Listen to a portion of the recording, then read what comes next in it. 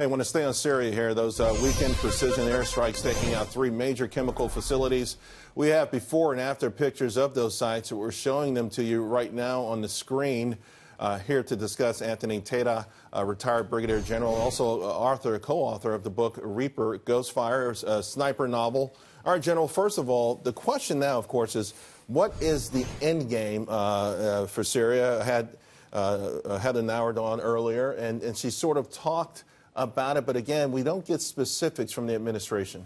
Well, Charles, what we've got going on right here is a national security strategy document that President Trump his team wrote and he approved, calls for an international order based on the rule of law and stopping the proliferation and use of weapons of mass destruction. So those are two very firm.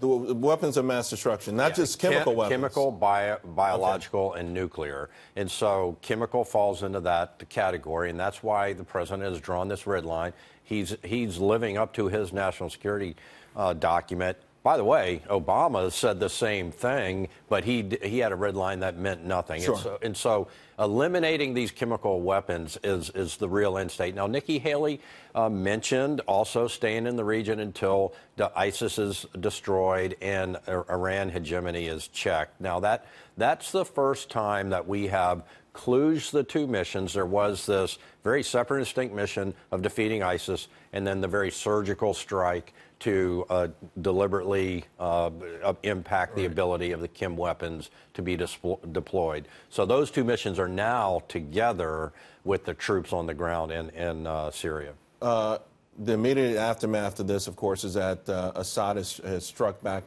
quickly, more forcefully at these rebels. And to me, it's a two-pronged thing. For the rebels, it has to be very demoralizing. And for the rest of the world, he's essentially saying, hey, you can't stop me. Well, and Assad is a brutal dictator, and the rebels are going to continue to fight. The issue for us is not as much the Syrian civil war, but more the use of chemical weapons and us standing on that moral high ground of not allowing that to happen. I mean, so for some people, they're saying if you kill 600,000 or 1 million people, as long as you do it with conventional weapons, we don't care. Is that the position in the United States? Is that our That's exactly position? the position in the United States. The national security document says bio nukes, not consistent with international law.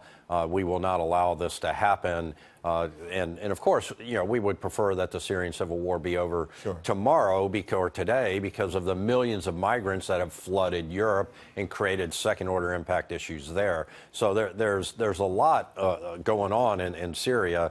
And in the bad Iran deal, all the funding that we gave to Iran is now going to Hezbollah, Hamas, Syria to buy and build these chemical weapons. I mean, the second-order impacts of President Obama's decision is having devastating effects on that region for decades. So play it out for us, and perhaps a year or 2 years from now, obviously Assad will be the winner. He's on the verge of major victory now. We've seen these hollowed out towns, including Aleppo and others. We know the rebels are on the run. When do we become more involved? Is there a point when this, Iran says, okay, we've got a foothold now in Syria, let's go somewhere else? Well, I think we've been speaking from a position of strength here, our military and the allies that have lined up behind us. And so we have regional goals there. A, stop the production of chemical weapons. B, stop Iranian hegemony. And C, separate Russia from Syria. The book is Reaper, Ghost Target, and I've seen you around. You've been doing a great job. Thank you for explaining that to us. I really appreciate it.